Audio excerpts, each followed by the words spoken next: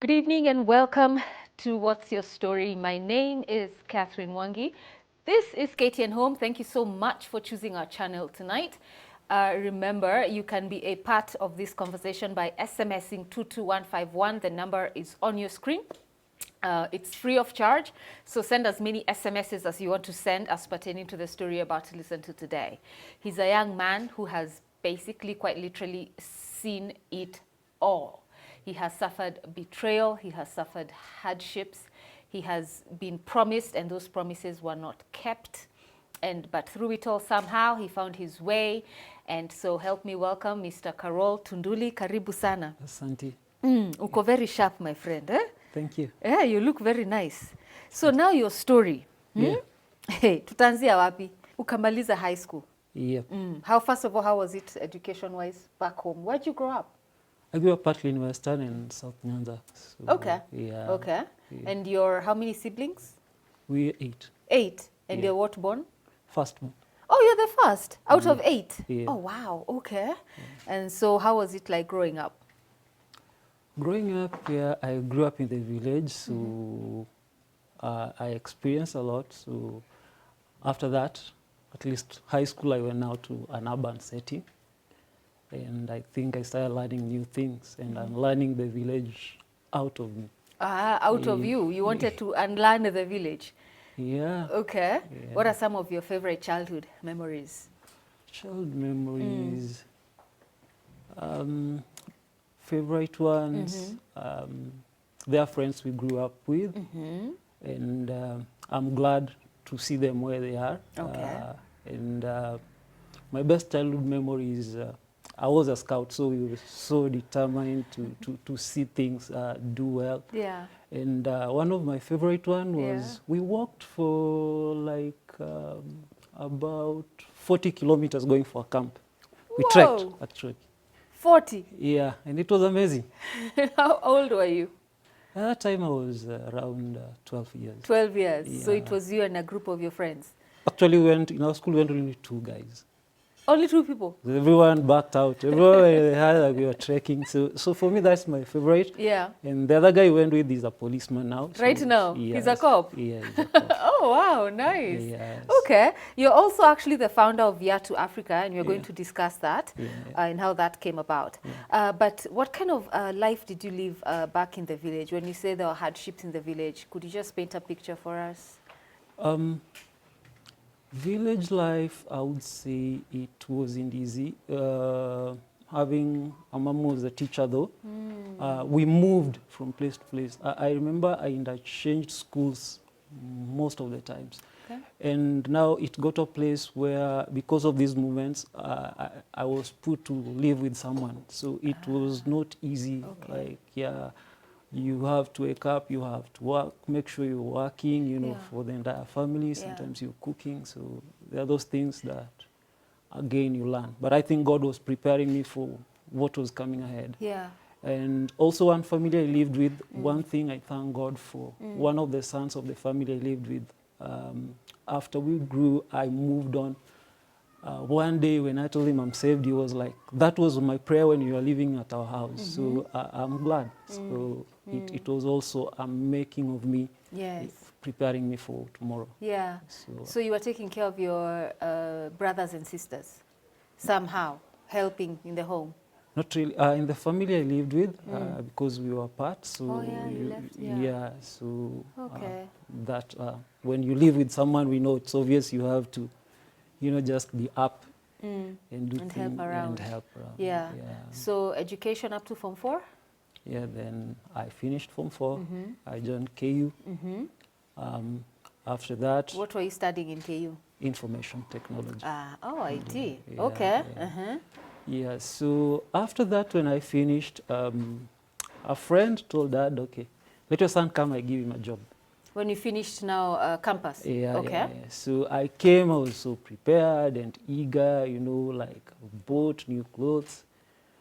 And so I didn't know I was now coming into a new phase of life. Okay. So when I came, I was welcomed, and I stayed for a few days. This is in Nairobi now? In Nairobi now. Okay. So I was waiting, and now just eagerly waiting, and I think after a few days, he just told me, go and see someone at the office, because his house was in the institution. So when I went at the office, I met a few guys, and I was like, okay, what's going on? Because that was not in my mind how they looked like. So I waited, and eventually we were told, okay, come out here. We got in a truck, in a pickup. So I was like, okay, where we headed to? I know we're heading to a construction site. So we did the work. I was so scared at the point. Kwa mjengo? Kwa mjengo, because it was my first time. Yeah. And eventually, jioni, when we were paid, I was just happy, like at least I've got money. So where were you living? I was living with a family friend. The one who had called you to come to Nairobi for a job. Okay. Yeah. So we did the work, we completed. So we came back. Now I was given a single room to live in the same compound. Yeah. So when we were living, I was living alone actually. Yeah. So now I was told again, go see the same guy. So now my head was now prepared, because now I know I'll be able to be told whatever, to do whatever I'll be told to do. He gave me a blunt slasher and told me, you see that field? I want it to be slashed. So that became my work. I did it for quite some time. Ku slash fields. Yeah, now I was just, that time we were calling it a groundsman. Groundsman, Yeah, okay. so you look at the garden and do everything. Yeah. But inside, I was getting drained. I was not like feeling this is what I'm supposed to do. Okay. But now I kept doing it. Yeah. So then there came a time, because I was working as a casual laborer. So Yeah. guys were to be employed permanently. And I was told, okay, I'll be employed. But I missed it again. I was so angry with God, and I asked God, why is this happening to me? Because I really need a job, a permanent job. I thought it would be better. And now actually, I remember when I got there, we were being paid little money. That was in around 2007. So we were being paid, when I started working, we were being paid around, per month you'll get around roughly to 5,000 Kenya shillings. Glad we had been given, I had a house, so I was not paying rent. And I kept on working. And there was this day now, the kitchen, because it was a college then, cooperative university. So the kitchen was short of staff. There were some guests who came from outside. And I was called to go and work there. In the kitchen? In the kitchen, do cleaning, wash dishes, utensils, and do that. So I did that, and I think the caterers just loved it, how I was working. Yeah. And he told me, you're staying here. So I worked, I could clean. Then eventually someone started teaching me how to do food production. Like now you prepare food for the cook. So now I'm here working in the kitchen, and again, one day, one cook was like, he called me and told me, come, I want to teach you how to cook. And so he taught me and showed me. He told me, now you have known food production, this is how you cook. These are around 400 students talking about. Wow. And he taught me, and he told me, tomorrow I'm not on duty and you cook. And that's how I became again a cook. Now with other guys helping me I got my own shift now. But I got to a point where I told myself, I need to find myself. And this incident now happens in between, because I had been given a house. So I struggled with some support I got. I bought a desktop then, because students had projects to type and everything. So I thought I could generate some income. As a side income generating hustle, okay. So this girl comes in and she wants her project to be typed. But unfortunately, one of the bosses was like admiring her. Okay. And he was told, I've seen so and so going to Karol's house. You know, I was evicted out of that house that same day. Wow. Okay. Someone was given that house that day and moved in before I could even move out. Yeah. It was, Because he was threatened by the girl coming to visit you, yet it was just yeah, homework. yeah, so I had no money at that time, but I remember a few friends gave me some like 700 bob. So I went, I got a house, a single room somewhere. I just started life. So all this time you've done mjengo, you have done groundsman work, yeah, you have been a cook, yeah, you've been kicked out, yeah. and now you're somewhere. I was still working in the same institution. Okay. But now I decided I need to find myself. Okay. And right at 2010, I quit. Oh, okay. I quit. At that time I was married, so Oh, you're married? yeah, Okay. I quit. It wasn't easy. It was not an easy decision, but I just wanted to find myself. Who am I? So I'm like now looking for a job seriously, seriously. So I could go everywhere, walk everywhere, trying to get a job. I could get a job, but not part of, like there was a time I got an accountant job. That was not part of my line. So I could not lie, I could not fake it. And I just told the lady, okay, thank you, but this is not my line. Yeah. So one morning I'm just like, I got someone in the newspaper and IEBC had advertised slots. That was during the referendum. And I applied for the job. So the call came through an SMS.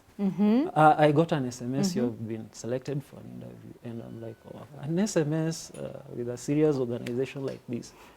I'm like, okay. And I've been told where to go at KIE. But here now, I don't have bus fare. And I'm figuring out. But I remember there was this young guy, he was a student then, I think Form 2 or something.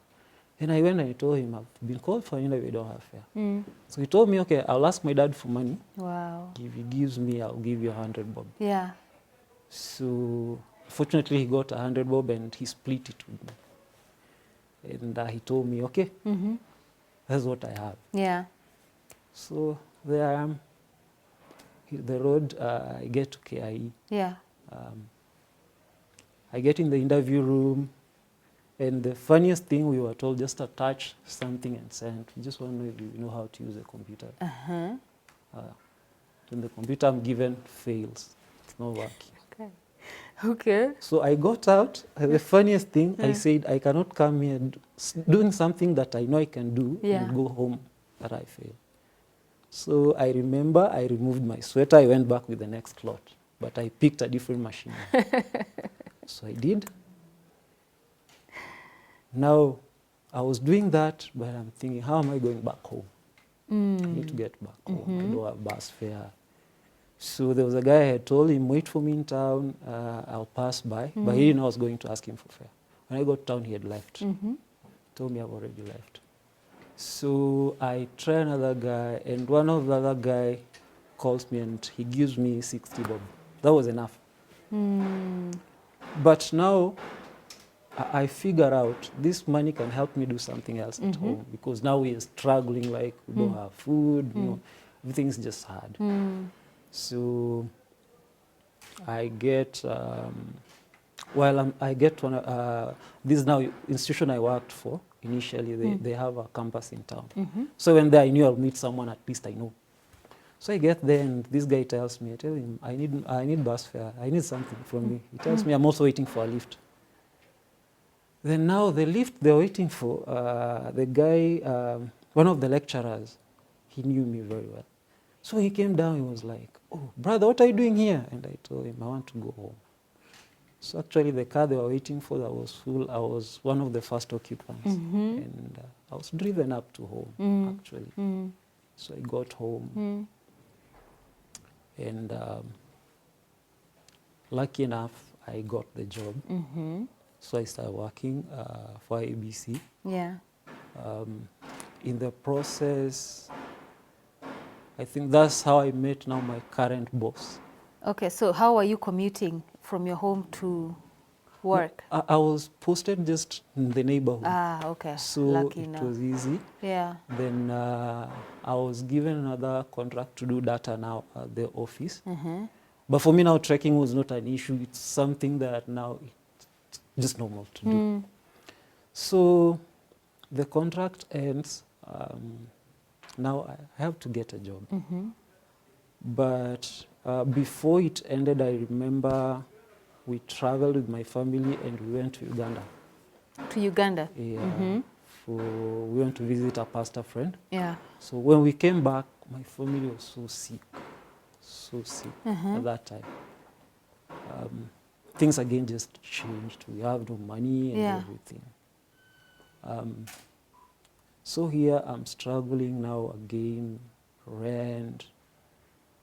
And the worst case here was now the landlady I was living with her, she kind of was admiring me. And it became an issue. It was just an issue.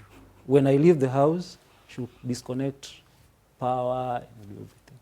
So one day I found her, she had locked my family out. And it was raining. So I had gotten some money. When I wanted to pay her, she told me, just go somewhere else. I don't want your money. So we left. I started looking for a house. Well, you know, I think sometimes landlords wa ujuana. So she had told everyone, kuna mtu akikuja anafanana hivi, alipangi nyumba. Wow. So whenever I stepped somewhere, I know you don't pay. Oh my goodness. But we found somewhere. Yeah. We stayed. Now, how I met my employer was, it's a bit strange. Yeah. He's built one of their brothers built a very big maisonette in Karol. So I just asked one guy, I wanted to know who is the owner of that house. And he told me, you see those two men? So that time, when I had the opportunity to have contact with them, and I just asked one of them, can I get a job? And he was like, yes. So I took his contact. I didn't know he had given me son's contact. So after my contract was done, and I was now here and there, and you come from a family which knows many people, senior politicians, but we had tried and nothing was working. So I called the number and he asked me, who gave you this number? I told him, Mzee. And he tells me, come tomorrow. Then I asked where, I'm told industrial area. And he told me, now call the receptionist, she will assist. So when I went, it was late in the evening. So I didn't manage to meet him. So I had to come back the next day. So when I went back the next day, this was the funny part of it. I got to the reception and this guy asks me, umekuja kazi? And I'm like, yeah. And he takes me upstairs. And it was an office, the manager is there, and he tells him, huyu amekuja kazi. And I'm given a workstation. So actually, it's like, I started working. What was your role? I was doing data. Okay. So now the owner comes and he calls and asks, where am I? And I told him, I'm in this office. He told me, like, have you employed yourself? Then he calls me into his office. So I didn't negotiate my salary. When he called me, he just checked my documents and told me, we'll start with this amount. He told me it was around 12,000. I didn't want to negotiate because I didn't want to lose the job. He told me after 3 months, I'll increase your salary. So I took the job. But now again, commuting was, you know. So I used to trek then. From home to industrial area? Yeah, that's Rongai now. Rongai? Yep. To industrial area? Yep, Addis Ababa Road, where I'm still to date. Every day? I could trek in the morning. In the evening, I could trek. Now, if you're trekking, you know, you don't have money even to buy food. That's another thing. And I don't know, sometimes I say, God was so gracious that he gave me strength at that time. I don't know where I was getting strength at that time, but I think it's God.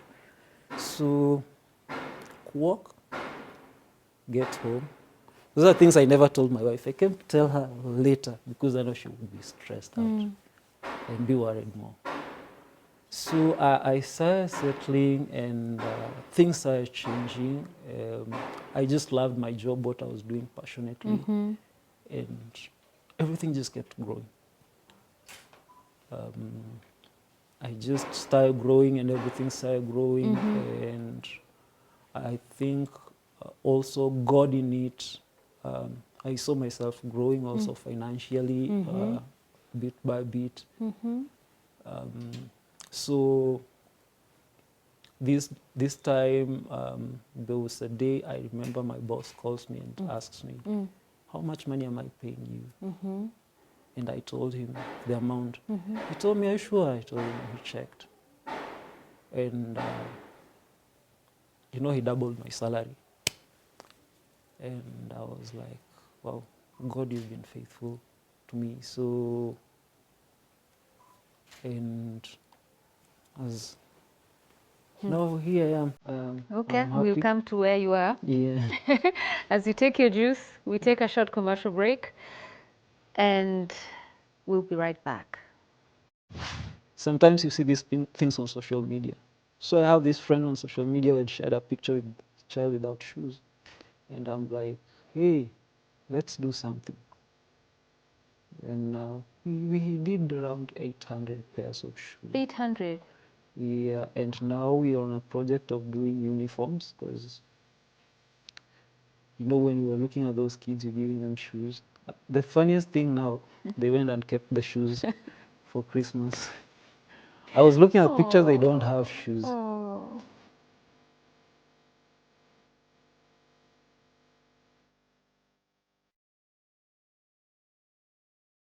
Welcome back from the break. It's What's Your Story? I'm Catherine Mwangi. We're here with Karol Tunduli. You have had his story so far. In case you're just joining us, he was promised a job, so he came to Nairobi right after campus, and the job was at a construction site, a groundsman, a cook, kicked out from the homes that he was living in, and finally he got a major breakthrough with his current employer, and we are now to find out where his life is now. But remember to engage with us on the SMS line 22151. It's a free SMS service. It's just right here on your screen. So let us know your feedback on this story, or if you have a story that you want to share with us, let us know as well. 22151. So Karol, first, what's the name of this company that you work at? Impala Glass Industries. Impala Glass Industries. Yeah, yeah. So you joined them when? Which year? I joined them in 2011. 2011. Yeah. So, and the way you joined them is you saw these two men and you went and said, unataka kazi, Yeah, and you got it I got it. by God's favor, just like that. Yeah. Yeah. And so you've been rising up the ranks? What happened, and one thing I admire sometimes about people who tell you who you are. We had this day and I was told I'll be a master of ceremony, the annual events of the company. So I was like, okay, I'm a Christian, they are Muslims. How am I going to handle this? But something just told me, do it. I just felt inside me, do it. So when I finished, my director then told me one thing. You know, you're doing the wrong job. Oh. Come and I show you what you can do. When you finished, so you emceed the event? Yeah. And how was it? It was awesome. Oh, it was awesome. Awesome. Okay. I still do it to date. Oh, So okay. it's So now here we are, and he tells me, okay, he told me one thing, I want to take you to meet rich people. So, and he's like, now I want you to dress neatly, look nice. So, and they have done a lot for me, actually grooming me and just empowering me to do better. So here we are, we go for the first meeting, and they talk in all the Gujarat or Kihindi. But we get out and he tells me, you know, I know a poor workman will blame his tools. In short, he's asking me to now ask him what was discussed in the meeting. And eventually now we started learning, and that's how now marketing started. Yeah, so I was now turned into a marketer, and that's what I do. Yes. Yeah. And now I had now to learn about glass. And so when you're talking about construction now and it's like that, yeah, a lot of things run in my mind. Yeah. So that's how now I started learning about glass. Yeah. And we have been now eventually now spreading out Tanzania, Uganda, and Wow. all the rest. So the company has expanded. Yeah. Wow. Okay. Yeah. So, and you're no longer trekking. No, I no longer trek. God blessed us with our first car, Okay. I think 3 years ago. Okay. And I thank God. Nowadays, if I'll see someone trekking, it will remind me. I'll carry them home to wherever Really? direction. If there are people going to Rongai, Yeah. I'll do that. Because I know where I was. Yeah. That time I was trekking, I met a lot of other people. So it was not me alone trekking. Yeah. So I learned it's something people do. So I made friends out of that. From the trekking community. Yeah. So I hardly pass people Yeah. if I have the opportunity to, yeah, because I know what it is. I've been there. Yeah. So Yeah. yeah. So tell me, so let's go to the part that you jumped, which I have to go to, the part you met your wife. Yeah. So was it when you were a construction worker? Was it when you were a groundsman? Was it when you were a cook? Which phase of your life was it? When I was a cook. Oh, when you were a cook. Yeah. That's how you met. Yeah. Okay. And you agreed to come together, start a family, Yeah. etc. Yeah. So it didn't matter to you that you didn't have food in your house. You couldn't promise her a good life at that time. She is an amazing woman to date. This is a woman who will like never nag you or for anything. And to date, she's that woman who, even when you leave money for her and ask her, do you need something? She will tell you, we still have money that you left. And the other thing she taught me, no, there was something that was going on. When I was working as a cook then, I was pursuing a theological degree. And now with this income, it was hard. But she was also providing, she was working and still providing for us. Oh, wow. And catering for bills. Yeah. So And catering for the bills. yeah. So to me, she's just so amazing. She has had my back all through. All through. Yeah. See all these men there, they're looking at you jealously. Huh? We always have these conversations where they keep saying that a woman will only go for a man with money. And that's why I asked that question, because not all women are like that. I had, actually when she came, I had only a table chair, I remember. It's still there in my house. I keep it because it gives me memory of where we started life. Yeah. So we started... Just a table and a chair, that's all you had? Sikuwa na table, ilikuwa tu hiyo table chair. Oh, ni kitu moja? Kiti tu, yeah. Oh, kiti, uh-huh. Yeah, so we grew, we have grown gradually and accomplishing things that we can together, step by step. Awesome. So I think it's about the vision you have and seeing beyond tomorrow, and eventually it pays off. So she doesn't nag, and she took care of the bills when the time came. Yeah. Those women exist, eh? Oti, Nyongesa, mmesikia? Those women exist. Yeah, please. Not all women are gold diggers. So, and you have children, yes? We have 2 children. Our firstborn is in Form 1. What? Yeah. Okay. Wow. He's at Bungoma High School. Then our secondborn is in grade 3. Grade 3. Yeah, she's a girl. A Okay. boy and a girl. A boy and a girl. What a blessing. So that time when things were tough for you and your wife, and of course that time I think you had one child, the one in Form 1. Yeah. So things were tough, but I heard you say you were still pursuing a theological degree at that time? Or was it when things became better? No, I was still doing it. You are still doing it? Yeah. What were you, how are you paying for it? It was a bit tough. From the little income that I had, and I had some support from few people that were helping me around to do it. So, but it was also not an easy journey to just get there. Yeah. What made you not give up? I am a person who has a strong will, that when I decide to go for something, I never get easily discouraged. And when I put myself into something, I would rather say, I do tell God that if I fail, let you find me there if I failed, but let me try it out, let me do it. And whatever I do, I always do it with passion.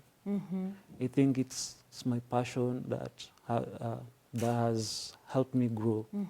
Because I remember even there are people I used to help to get jobs in industrial area, but they gave up. They gave up? They gave up. Yeah. They could give up. They could tell me, this one I can't. Yeah. Yeah. But, you know, I just said, I have to do this. Yeah. And we remember you have a family that you need to take care of. And yeah, so the people you hang around with really matter of where you're going. I do say, if I have to hang out with you, let me influence you to lean towards me, but I don't want you to pull me back to gravitate to the level you are, because I want to grow. I want to get somewhere. Yeah. I want to be someone different. Yeah. You know. So you cleaned out your circle of friends at that time? Yeah. You are very selective on who is around you? Yeah. Even to date, that is what I'm still pursuing.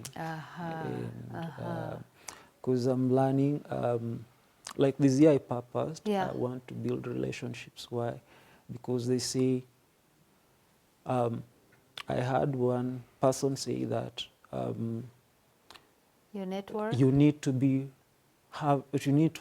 when you show me who you are, I'll tell you how your friends are like. So you need to build rich, healthy relationships. And that takes building friendships, building bridges and having friendships. Because it's through friendships that we grow, networks that we grow. So, and that's what I've also been learning, even in my job. There are people who give you jobs, why? Because you related. And sometimes even if I don't have something or a meeting with them, I'll pass by and tell them, "Hi, are you in the office?" I'll like, we just have a chat, you know, like, because now when this person has a project, he will always think about you first. How, when, and why did you start Viatu Africa? Tell us about that foundation. Viatu Africa.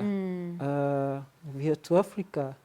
Actually, the other day is when I met one of the first kids that inspired me to start Vatu Africa. That was in 2012. Okay. Despite all these struggles, that vision has been there. So we went to Uganda. That time I was saying we were from Uganda. And I passed through my village in Bungoma. And so we were playing with kids, and I saw a young kid. This kid I just met recently. He's now a teenager.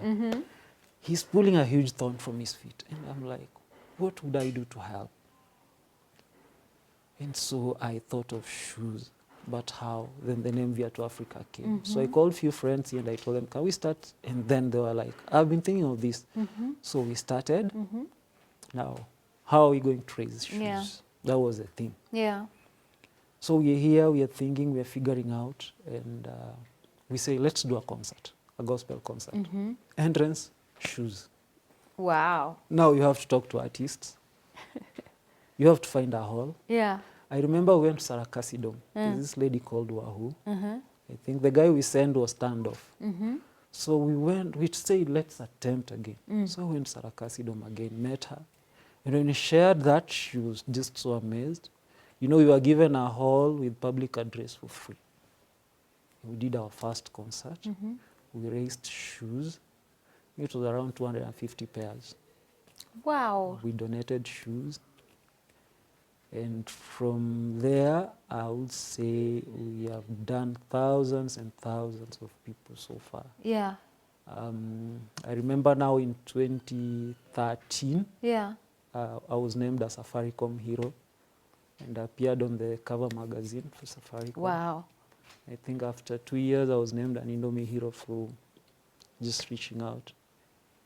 And again, I'll just appreciate my bosses have been so supportive. Yeah. You know, looking at them, you'll go in the community and collect shoes and Bring them, bring them for you to distribute. for me to distribute. So who do you give the shoes to? We give to shoeless people. Ah. So we identify people who are shoeless. Yeah. Like last month, we were in Kakamega, just in the interior. Sometimes you see these things on social media. So I have this friend on social media who had shared a picture with a child without shoes. And I'm like, hey, let's do something. And we did around 800 pairs of shoes. 800? Yeah, and now we are on a project of doing uniforms because, you know, when we were looking at those kids, you're giving them shoes. The funniest thing now, they went and kept the shoes for Christmas. I was looking at pictures, they don't have shoes. Oh. And there's so much need. Even now, schools are calling all over. Yeah. People are like, well, you know, even my former school now, in primary school, Yeah. the area chief called me and told me, this was our school, we need shoes. Children don't have Yeah. shoes. And, Yeah.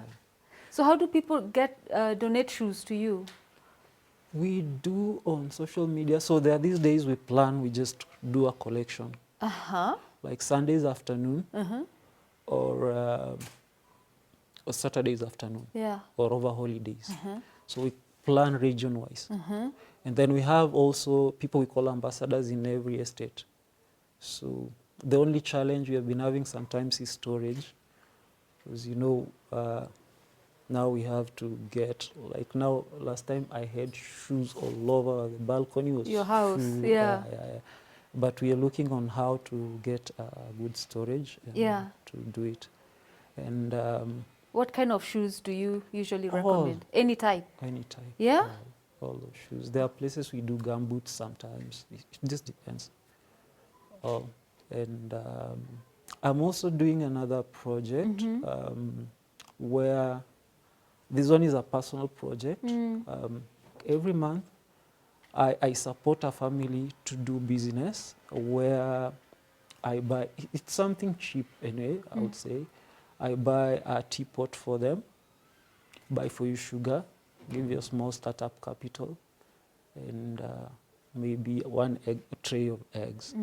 So those guys who hawk coffee and everything. So I just ask people, share your story, and we have a team. So we are growing now. I thank God that probably next month I'll be doing like now 5 families, so that people at least can have something. So I just say, kama wewe ni mtu wa kujituma, share your story. I see, then we make an arrangement and donate this to you. Yeah. And so far I see it changing young people's lives. Yeah. And for me that's amazing, because I say, like, I would love to see people grow, everyone grow, and everyone has a meal on their table, because I've slept hungry, so I know, I've trekked hungry, so I know. Yeah, time watu wanakula, huko tu. But so I wouldn't want to see someone go through that, literally. Yeah. And I believe it's something we can do. Yeah. There are things, little things, but they take very people huge out. impact. So for people watching, especially young people watching who are on the verge of giving up, and it's genuine, it's legitimate, they don't know what to do, wamefika mwisho, si kila mtu akona hiyo motivation ya kujituma, you know what I mean? Like life has been so hard, it presses you really down, but you know there's something in this life for me, but you don't know where to start. Could you just speak to those people? Yeah, I would love to speak to young people, even the elderly. It's not late, and it will start with changing your mindset, because everyone has a purpose. Just change your mindset. And one thing I will encourage you, change the people you hang out with.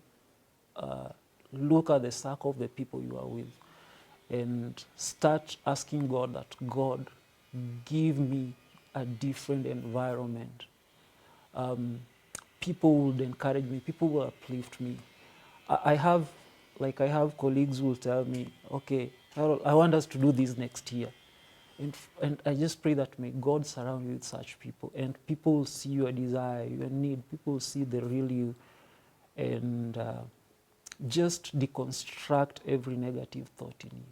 Look at yourself and believe in yourself. Those negative thoughts, don't feel like you're defeated or it's the end. There is always a beginning. And also, don't look at bigger things. Sometimes those small things that God brings our way, they're the things that God is using to take us to other heights. Because if I gave up, if I turned down the offer of the job I was given, probably I wouldn't be seated here sharing with you this story. And so, take things positively and believe you can do it and you can make it. That's awesome. And if they want to reach out to you, at times people also want someone they can talk to. How can they do that? And also for those who want to contribute shoes, you know? Yeah. Probably I'll leave my number. Yeah. 0724 69 55 33. 0724 69 55 33. Are you on social media? I'm on social media. My page is Karol Tunduli. Then we have another page for Vatu Africa, so whichever way, you can still find me there. Yeah. Yeah. Facebook? Facebook, Instagram, Yeah. and Okay. Twitter. And Twitter. Yeah. Well, Karol, I mean, yours is the perfect story of, wow, I don't know even what to call it. There's resilience there. You didn't give up even when you had every reason to give up. When you had these women admiring you and wanting to divert your destiny, you stood strong and you are faithful to your wife. And I can only just wish you the very best that heaven and life has to offer you. Thank you for sharing your story. Thank you too. I appreciate it. You're most welcome. Thank you. And I want to say thank you as well for tuning in tonight. This is a kind of story that if you know young people, if you forget even young, if you are going through situations that seem insurmountable and you wonder what to do, this is a kind of story you go back up and watch it, because we'll upload it on YouTube, or even reach out to Karol and just speak to someone. Don't give up. Just let somebody know what you're going through. And for those who have the ability to contribute shoes, it's a shoe for the shoeless. This is Vatu Africa. Go to that Facebook page, state your intention, and let's just help these kids. At times we people are so blessed, and you wonder, how do I reach people? How do I help people? So here you are, Vatu Africa, and it's shoes, and Karol said any kind of shoe works. So go to that page, and all those shoes, you can even go buy shoes, or maybe they're shoes you no longer wear because maybe they no longer fit. Or if you want to buy new shoes, the options are endless. Let's just choose to be a blessing. 22151 is our SMS line. It's a free service. So send your feedback to that line. And if you have a story you want to share as well, let us know and leave your number there so that Millicent can get in touch with you. I appreciate you for watching tonight. Until next week, take care of yourselves. Gem Suites Hotel and Luxury Serviced Apartments currently boasts 2 properties within Kenya. Gem Suites State House Crescent, set in the exclusive State House neighborhood, comprises of 34 well-appointed apartments, and Gem Suites Riverside, set up in a secure, private and tranquil setting. In the upscale Riverside neighborhood with 98 luxuriously appointed full-service 1- and 2-bedroom apartments, superior hotel rooms and presidential penthouses.